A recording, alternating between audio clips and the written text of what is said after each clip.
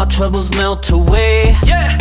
It's perfect weather, it can't get better. It's just another sunny day. Rolling with the top down, California dreaming now. Cruising down the 101. Everybody knows it's time to let go and have fun in the sun. All I see are blue skies. This feeling just feels so right. All I got are good vibes. I'm in a sunshine state of mind. I just keep on smiling. Everything is looking fine. It's more than just a feeling. I got a sunshine Ready ka na ba? sunshine, sunshine. Sunshine, sunshine. Sunshine, sunshine. I'm in a sunshine state of mind. Give me what I want, sunshine, sunshine. I want sunshine, a sunshine, sunshine. Give me what I want, sunshine. I got a sunshine state of mind.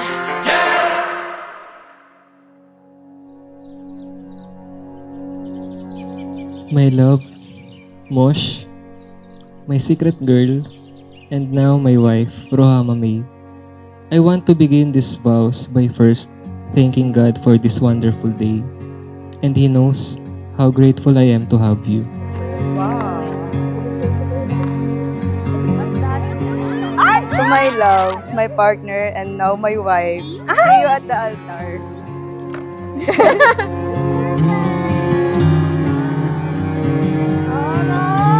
Thank you sa 25 years na pag-support sa akin.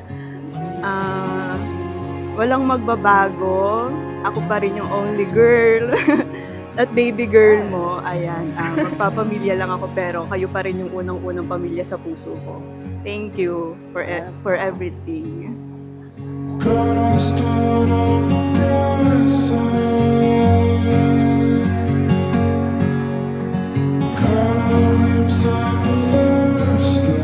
Congratulations, anak.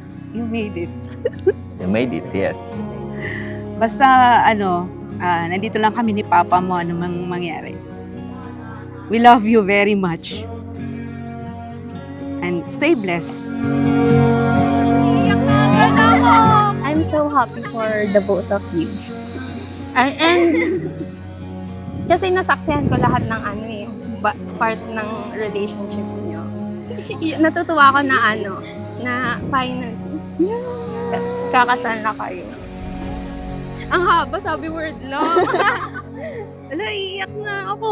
Kuya! Ano ko nang binibilang?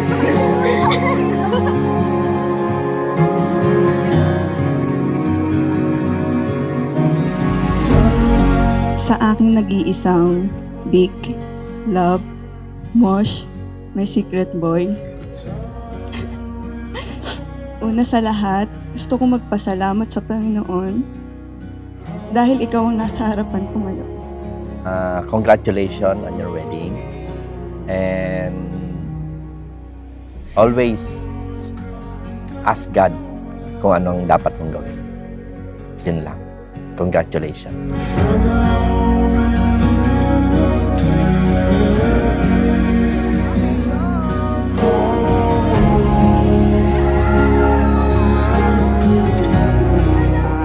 Kung ano man yung buhay na tatakahakin mo, go ka lang. Kung may problema ka, magsabi ka lang. And best wishes, congratulations.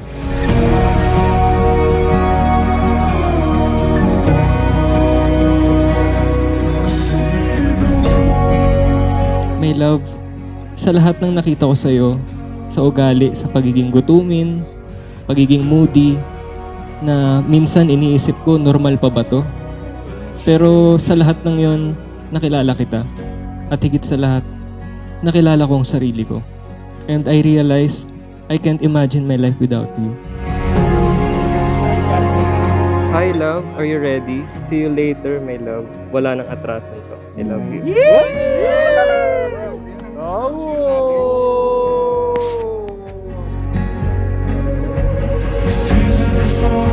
Alam ng Panginoon kung gaano ko pinagdarasal ang araw na ito, na sana iharap niya ako sa lalaking inahanda niya na mamahalin ako ng buo at handa akong makasama habang buhay.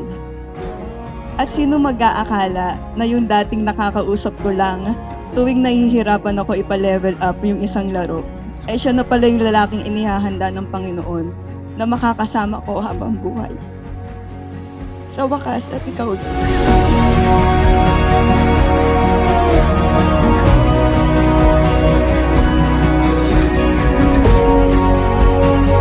Mahalaga na makita natin yon na ang pag-iisang dibdib ninyo ay hindi lamang desisyon na ginawa ninyo as a couple, although maganda yun. Hindi lang to physical union, hindi lang to legal union, kundi there is a spiritual union.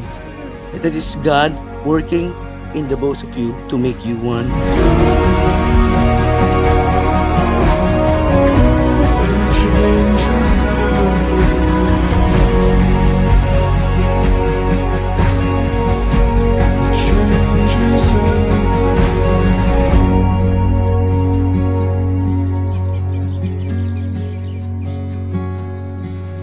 Love, we've been together for so long.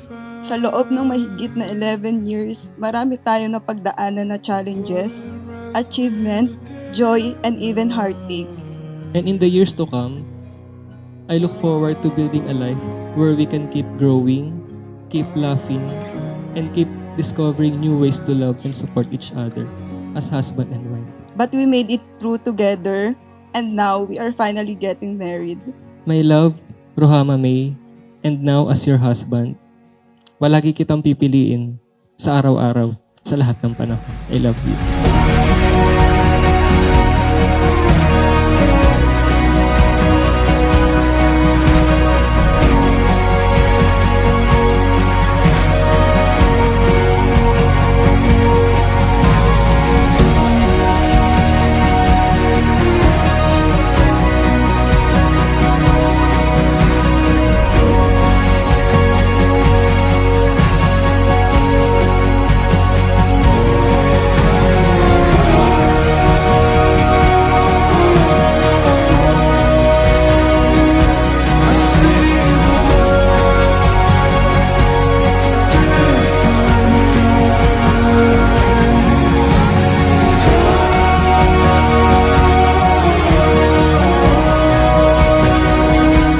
The Word of God be the light of your path as a couple.